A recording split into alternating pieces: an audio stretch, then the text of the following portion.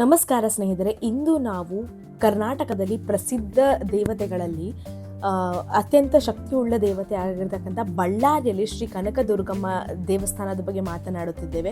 ನಿಮಗೆಲ್ಲ ಗೊತ್ತಾಗುತ್ತದೆ, ಬಳ್ಳಾರಿ ಅಂದರೆ ನಿಮಗೆ ಗಣಿ ನೆನಪಾಗ್ಬೋದು, ಇಲ್ಲಾಂತಂದರೆ ಬಳ್ಳಾರಿ ಕೋಟೆ ನೆನಪಾಗ್ಬೋದು. ಬಟ್ ಅಂದರೂ ಬಳ್ಳಾರಿ ನಗರದ ಮಧ್ಯಭಾಗದಲ್ಲಿ ಸೆಂಟರ್ ಆಫ್ ಸಿಟಿಯಲ್ಲಿ ಇರ್ತಕ್ಕಂಥ ದೇವಸ್ಥಾನ ಬಳ್ಳಾರಿ ಶ್ರೀ ಕನಕದುರ್ಗಮ್ಮ ದೇವಸ್ಥಾನ ಅಂತಲೇ ಹೇಳ್ಬೋದು. ಈ ದೇವಸ್ಥಾನ ತುಂಬ ಹತ್ತಿರ ಇದೆ. ನೀವು ಬಸ್ ಸ್ಟ್ಯಾಂಡಿಂದ 3 ಕಿಲೋಮೀಟರ್ ಇದೆ, ರೈಲ್ವೆ ಸ್ಟೇಷನಿಂದ ಒಂದು 4ರಿಂದ 5 ಕಿಲೋಮೀಟರ್ ದೂರದಲ್ಲಿದೆ. ಈ ದೇವಸ್ಥಾನ ತುಂಬಾ ಶಕ್ತಿಯುಳ್ಳ ದೇವಸ್ಥಾನ ಅಂತಲೇ ಹೇಳ್ಬೋದು. ಜಾತ್ರೆಯಲ್ಲಿ ತುಂಬ ವಿಶೇಷವಾಗಿ ಆಗುತ್ತೆ.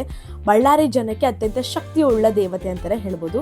ಈ ದೇವಸ್ಥಾನದ ಸಮಯ ನೋಡೋದಾದರೆ ಬೆಳಗ್ಗೆ 7:00ವರೆಗೆ ದೇವಸ್ಥಾನ ತೆರೆಯುತ್ತದೆ, ಮತ್ತು ರಾತ್ರಿ 9:00ವರೆವರೆಗೂ ಈ ದೇವಸ್ಥಾನ ಇರ್ತದೆ. ನೀವು ಇಲ್ಲಿ ಕುಂಕುಮಾರ್ಚನೆ ಆಗಿರ್ಬೋದು, ಅಭಿಷೇಕ, ಎಲೆ ಪೂಜೆ ಎಲ್ಲನೂ ಮಾಡಿಸ್ಬೋದು ಅಂತಲೇ ಹೇಳ್ಬೋದು.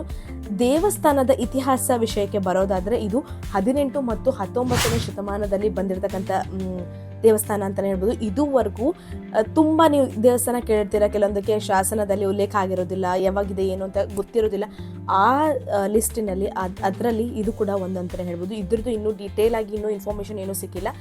ಬರ್ತಾ ಅದೇ ಥರ ಜೀರ್ಣೋದ್ಧಾರ ಮಾಡ್ಕೊತ ಬರ್ತಾ ಇದ್ದಾರೆ ಅಂತಲೇ ಹೇಳ್ಬೋದು. ಇವಾಗ ತುಂಬಾ ದೊಡ್ಡ ದೇವಸ್ಥಾನ ಆಗಿದೆ ಬಳ್ಳಾರಿಯಲ್ಲಿ. ನೀವು ನೋಡ್ಬೋದು, ಭಕ್ತರ ಸಹಾಯದಿಂದ ಹಂತವಾಗಿ ಅಭಿವೃದ್ಧಿಗೊಂಡು ಇಂದಿನ ಭವ್ಯ ದೇವಸ್ಥಾನವಾಗಿದೆ ಅಂತ ಹೇಳ್ಬೋದು. ದುರ್ಗಮ್ಮನ ವಿಶೇಷತೆ ಇನ್ನೊಂದು ಏನು ಅಂತಂದರೆ, ಇದು ಯಾರೋ ಕೆತ್ತನೆ ಮಾಡಿರ್ತಕ್ಕಂಥ ಮೂರ್ತಿ ಅಂತೂ ಅಲ್ಲವೇ ಅಲ್ಲ. ನಿಮಗೆ ಇನ್ನೊಂದು ಶಾಕ್ ಏನಂತಂದರೆ, ದುರ್ಗಮ್ಮ ದೇವಿಯು ಹಾವಿನ ಹುತ್ತಿರತ್ತಲ್ವ, ಆ ಹುತ್ತದಲ್ಲಿ ಸ್ವಯಂಭೂ ಉದ್ಭವವಾದ ದೇವಿ ಆಯಿತಾ. ಇವಾಗ ನಾರ್ಮಲ್ ದೇವಿ ಥರ ಅಲ್ಲ, ಹಾವಿನ ಹುತ್ತದಲ್ಲಿ ಸ್ವಯಂಭೂ ಉದ್ಭವವಾದ ದೇವಿ ಒಂಥರ ಉಗ್ರ ಸ್ವರೂಪದಲ್ಲಿ ಇರೋದ್ರಿಂದ ಈ ದೇವಿಯನ್ನು ನೀವು ಸ್ಟ್ರೇಟಾಗಿ ನೋಡೋದಿಲ್ಲ ಆಯಿತಾ. ಅಂದರೆ ಮುಂಭಾಗದಿಂದ ದರ್ಶನವನ್ನು ಮಾಡೋದಿಲ್ಲ. ನೀವು ಯಾವಾಗಲೂ ದೇವಿಯ ಹಿಂದಿನ ಭಾಗದಲ್ಲಿ 10 ಕಣ್ಣುಗಳನ್ನು ಇಟ್ಟಿರ್ತಾರೆ. ನೀವು ನೋಡಿರ್ಬೋದು, ಕನಕದುರ್ಗಮ್ಮ ಅಂದರೆ ಕಣ್ಣುಗಳನ್ನೆಲ್ಲ ಇಟ್ಟಿರ್ತಾರೆ, 10 ಕಣ್ಣುಗಳು. ಅದರ ಬದಲು ದೇವಿ ಹಿಂಭಾಗದಲ್ಲಿ 10 ಕಣ್ಣುಗಳ ಅಲಂಕಾರವನ್ನು ಮಾಡಿರ್ತಾರೆ. ಅಲ್ಲಿಂದ ನೀವು ದರ್ಶನವನ್ನು ಪಡೆದುಕೊಳ್ಳಬೇಕಾಗತ್ತೆ. ಇದು ಕರ್ನಾಟಕದಲ್ಲಿ ಅತ್ಯಂತ ಒಂಥರ ಡಿಫ್ರೆಂಟ್ ಅಥವಾ ವಿಶೇಷವುಳ್ಳ ದೇವಿ ಅಂತಲೇ ಹೇಳ್ಬೋದು. ಬಳ್ಳಾರಿಯ ಗ್ರಾಮ ದೇವತೆ, ಬಳ್ಳಾರಿ ಜನಕ್ಕೆಲ್ಲ, ಸುತ್ತಮುತ್ತಲಿನ ಜನಕ್ಕೆ, ಸುತ್ತಮುತ್ತಲಿನ ಪ್ರದೇಶಕ್ಕೆ ಗ್ರಾಮ ದೇವತೆ ಅಂತ ಹೇಳಿದ್ರು ತಪ್ಪಾಗಲ್ಲ. ಇಲ್ಲಿ ಬರುವ ಜನರು ಮನೆ ಕಟ್ಟಬೇಕು, ಮದುವೆ ಆಗಬೇಕು, ಸಂತಾನ ಭಾಗ್ಯ ಅಥವಾ ಉದ್ಯೋಗ ಸಿಗ್ತಿಲ್ಲ, ಏನೇ ಸಮಸ್ಯೆ ಇದ್ರೂ ಬಳ್ಳಾರಿಯ ಶ್ರೀ ಕನಕದುರ್ಗಮ್ಮ ದೇವಿಗೆ ಬಂದ್ಬಿಟ್ಟು ನಡ್ಕೊಳ್ತಾರೆ ಅಂತಲೇ ಹೇಳ್ಬೋದು. ಪ್ರಮುಖ ಸೇವೆಗಳು ಕೂಡ ಇದೆ, ಅಂದರೆ ಕುಂಕುಮಾರ್ಚನೆ ಆಗಿರ್ಬೋದು, ಅನ್ನದಾನ, ವಿಶೇಷ ಅಲಂಕಾರ ಸೇವೆಗಳು ಎಲ್ಲ ಇದೆ ಆಯಿತಾ. ಇವಾಗ ಯಾರಿಗಾದರೂ ಏನಾದರೂ ಸಂತಾನ ಭಾಗ್ಯ ಆಗಿಲ್ಲ ಅಥವಾ ಆರೋಗ್ಯದಲ್ಲಿ ಗಂಭೀರ ಆರೋಗ್ಯ ಸ್ಥಿತಿ ಏನಾದರೂ ಆಗಿತ್ತು ಅಂತಂದರೆ ಈ ದೇವಿ ಹತ್ರ ಬಂದು ನಡೆದುಕೊಂಡು ಈ ದೇವಿ ಹತ್ರ ಕೇಳ್ಕೊಂಡ್ರೆ ಆಗುತ್ತೆ ಎಂಬ ನಂಬಿಕೆ ಅಲ್ಲಿನ ಸುತ್ತಮುತ್ತಲಿನ ಜನದಂತಲೇ ಹೇಳ್ಬೋದು. ನಿಮಗೆಲ್ಲ ಗೊತ್ತೇ ಇರುತ್ತದೆ, ಯಾವುದೇ ಶಕ್ತಿಯುಳ್ಳ ದೇವತೆ ಆದರೂ ಕೂಡ ಆ ಪವರು, ಅದು ವೈಬು, ಅದು ಪಾಸಿಟಿವ್ ವೈಬ್ ಇದ್ದೇ ಇರುತ್ತೆ ಅಂತಲೇ ಹೇಳ್ಬೋದು ನಾನು. ಅಂಥ ಶಕ್ತಿಯುಳ್ಳ ದೇವತೆಯಲ್ಲಿ ಬಳ್ಳಾರಿ ಶ್ರೀ ಕನಕದುರ್ಗಮ್ಮ ದೇವಿಯು ಕೂಡ ಒಂದು. ಶ್ರೀ ದುರ್ಗಮ್ಮನ ಜಾತ್ರೆ ನೀವು ಲಕ್ಷಾಂತರ ಜನ ಸೇರ್ತಾರೆ, ಅಷ್ಟು ಶಕ್ತಿಯುಳ್ಳ ಜಾತ್ರೆ. ತುಂಬಾ ಜನ ಸೇರ್ತಾರೆ ಅಂತಲೇ ಹೇಳ್ಬೋದು.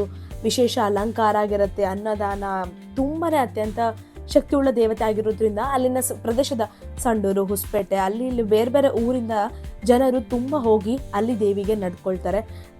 ಉಗ್ರ ರೂಪಿಯಾಗಿರ್ತಕ್ಕಂಥ ದೇವಿ ಆಗಿರೋದ್ರಿಂದ ಅದೇ ಹೇಳಿದ್ನಲ್ಲ, ಅಷ್ಟು ಶಕ್ತಿಯುಳ್ಳ ದೇವತೆ ಕೂಡ ಹೌದು. ಅಷ್ಟು ನಡೆದುಕೊಳ್ತಾರೆ ಅಂತಂದರೆ ಸುಮ್ಮನೆ ಅಂತೂ ಯಾರೂ ನಡೆದುಕೊಳ್ಳಲ್ಲ ಅಲ್ವಾ. ಅದೇ ಥರ ಈ ದೇವಿಗೆ ಅಷ್ಟು ಪವರ್ ಇದೆ, ಅಷ್ಟು ಶಕ್ತಿ ಇದೆ ಅಂತ ಹೇಳಿದ್ರು ತಪ್ಪಾಗಲ್ಲ ಅಂತಲೇ ಹೇಳ್ತೀನಿ. ಅದಾದಮೇಲೆ ದೀಪಸ್ತಂಭ ಇದೆ, ಅದಾದಮೇಲೆ ಪೂಜಾ ಸಾಮಗ್ರಿಗಳ ಅಂಗಡಿಗಳೆಲ್ಲ ಒಳಭಾಗದಲ್ಲಿ ಇದೆ ಅಂತಲೇ ಹೇಳ್ಬೋದು. ನಿಮಗೆಲ್ಲ ಇನ್ನೊಂದು ವಿಶೇಷತೆ ಏನು ಅಂತಂದರೆ, ಬಳ್ಳಾರಿ ನಗರದಲ್ಲಿ, ಅಂದರೆ ಬಳ್ಳಾರಿ ಸಿಟಿ ಅಂತಂದರೆ ಯಾರಿಗೆ ಬೇಕಾದರೂ ಕೇಳಿದರೆ ಹೇಳ್ತಾರೆ ಬಳ್ಳಾರಿ ಶ್ರೀ ದುರ್ಗಮ್ಮನ ದೇವಸ್ಥಾನ, ದುರ್ಗಮ್ಮ ದೇವಸ್ಥಾನನ ಹೌದು ಅಂತಂದು ಹೇಳ್ತಾರೆ. ಅಷ್ಟು ಶಕ್ತಿಯುಳ್ಳ ದೇವತೆ ಅಂತಲೇ ಹೇಳ್ಬೋದು. ಅಷ್ಟು ಅಂತಂಥ ಸಾಮಾನ್ಯ ದೇವತೆ ಅಂತ ಹೇಳಿದರೆ ತಪ್ಪಾಗಲ್ಲ.